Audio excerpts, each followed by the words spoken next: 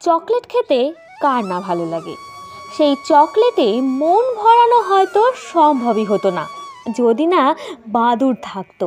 পৃথিবীর মানুষ চকলেটে মন ভরাতে পারছেন বাদুড়ের জন্যই। বাদুড় কিভাবে আমাদের চকলেট উৎপাদন বৃদ্ধি করে তা জানতে ভিডিওটি অবশ্যই শেষ পর্যন্ত দেখুন।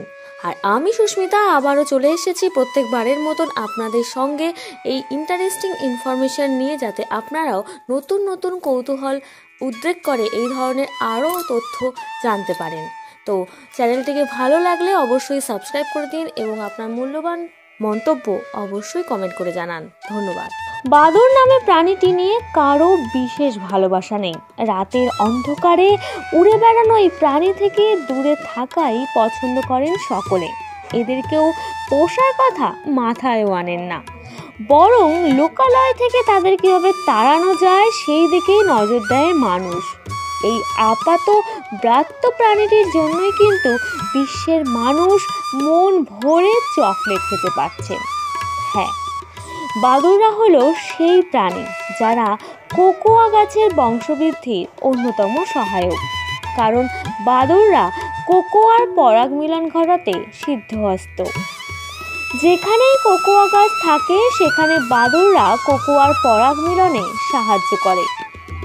অবশ্যই তারা পরাগ মিলন কিন্তু বোঝে না, তারা তাদের স্বভাববশত কোকোয়ার পরাগ মিলনে না জেনে সাহায্য করে, যা কিন্তু আদপে কোকোয়া গাছের বংশবৃদ্ধিকে ত্বরান্বিত করে।